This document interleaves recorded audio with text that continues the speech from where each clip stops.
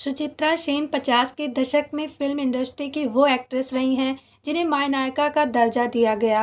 वो पहली कलाकार थी जिन्हें बेस्ट एक्ट्रेस के लिए इंटरनेशनल अवार्ड मिला था। वो बंगाली फिल्म इंडस्ट्री की शायद पहली ऐसी एक्ट्रेस रहीं जिन्होंने शादी और मां बनने के बाद एक्टिंग की दुनिया में कदम रखा और सफलता का एक अलग मुकाम हासिल किया। उन्होंने बंगाली के साथ हिंदी फिल्मों में भी खूब काम किया। देवदास उनकी हिंदी डेब्यू मूवी थी और ये फिल्म जबरदस्त हिट रही थी। वो गुलजार की आंधी में भी नजर आई। सुचित्रा की पर्सनल लाइफ रहस्य से भरी रही। उनका नाम रोमा सेन था, लेकिन फिल्मों में आने के बाद वो सुचित्रा बन गई।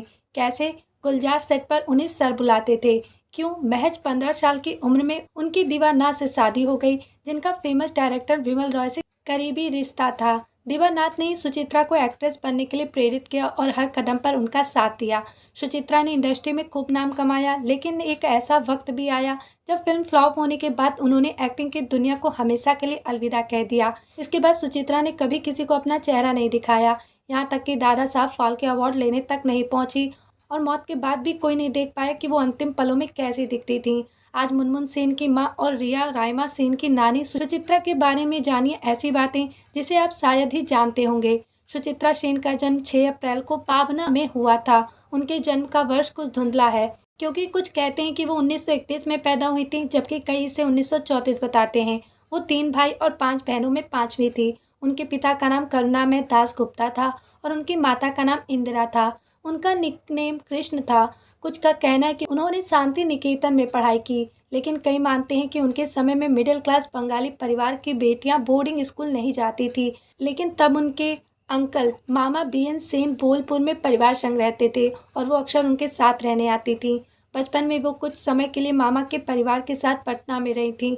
तब पाबना गर्ल्स हाई स्कूल में उनका एडमिशन कराया गया था। तब उनके पिता ने एडमिशन फॉर्म में उनका नाम रोमा दर्ज किया था। वो बचपन से ही अपनी खूबसूरती के लिए जानी जाती थी। शायद यह उनकी सुंदरता ही थी जिसने 1947 में एक रईस ज्वाइंट फैमिली के बेटे दीवानाथ सेन से उनकी शादी हो गई और वो कोलकाता चली गई। सुचित्रा बंगाल की शायद पहली भारतीय अभिनेत्री हैं जिन्होंने शादी और मां बनने के बाद फिल्मों में डेब्यू किया है। उनकी बेटी मुनमुन सेन भी एक्ट्रेस रही हैं। ऐसी हुई थी फिल्मों में एंट्री। कहा जाता है कि दीवानाथ ने शादी होते ही अपनी बीवी की कलात्मक क्षमता पर ध्यान दिया। सांस्कृतिक रूप से झुकाव होने के कारण वह चाहते थे कि उनकी पत्नी सांस्कृतिक दुनिया का हिस्सा बने। उनके पिता आदिनाथ सेन की पहली पत्नी विमल रॉय की बहन थी। हालांकि बहन का निधन काफी पहले हो गया था और आदिनाथ ने फिर से शादी कर ली, लेकिन परिवार ने विमल रॉय के साथ संबंध बनाए रखा और बच्चे उन्हें मामा कहकर संबोधित करते रहे। यह कड़ी मेहनत तब काम आई जब दीवानाथ ने अपनी पत्नी को फिल्मों में लाने की इच्छा जताई। इसके चलते रिकॉर्डिंग स्टूडियो का इवेंट हुआ और अंत में 7 नंबर की मूवी मिल गई। शूटिंग शुरू होने से पहले एक बड़ी बाधा को पार करना था। कौन आदिनाथ सेन से बात करेगा और अपनी बहू को फिल्मों में काम करने की इजाज़त मांगेगा? दीवानाथ में अपने पिता के पास जाने की हिम्मत नहीं थी, इसलिए उन्होंने अपनी पत्नी को ऐसा करने के लिए कहा। रोमा ने हिम्मत करके अपने ससुर के पास जाकर सब कुछ बता दिया। यदि आपके पास प्रतिभा है तो मुझे इसे कष्ट करने का कोई अधिकार नहीं है। तो अगर तुम चाहो तो मैं तुम्हें तुम्हारे सपने को पूरा करने से नहीं रोकूंगा। ये उनके ससुर की लाइन थी।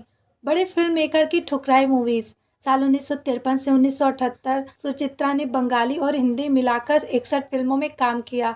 उत्तम कुमार संग उनकी जोड़ी हिट थी। बताया जाता है कि सुचित्रा ने बड़े फिल्म मेकर की फिल्में भी ठुकराई थी और उस जमाने में एक हीरोइन के लिए ऐसा करना वाकई में बड़ी बात थी।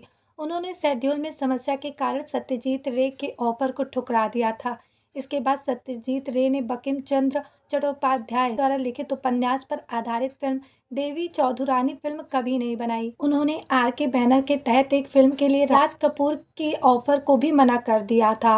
1970 में पति की मौत के बाद सुचित्रा ने एक्टिंग करना जारी रखा, लेकिन प्रणय पाशा फ्लॉप होने के बाद उन्होंने 1978 में कैमरे की दुनिया को अलविदा कह दिया। उन्हें राजेश खन्ना संग नाट्य विनोदनी भी करना था, लेकिन शूटिंग को बीच में ही रोक दिया गया क्योंकि उन्होंने एक्टिंग छोड़ने का फैसला कर लिया था। उन्होंने फिल्मों से दूरी बनाने के बाद जनता की नज़रों से दूर रहकर अपना समय रामकृष्ण मिशन को समर्पित किया। आखिरी समय में भी नहीं हो सका दीदार। सुचित्रा सेन को 24 दिसंबर 2013 को अस्पताल में भर्ती कराया गया था और पता चला कि उन्हें लंग इन्फेक्शन है। बाद में उनकी हालत और ख़राब हो गई और हार्ट अटैक पड़ने से 17 जनवरी 2014 को सुबह 8:25 पर उनका निधन हो गया। वो 42 साल की थी।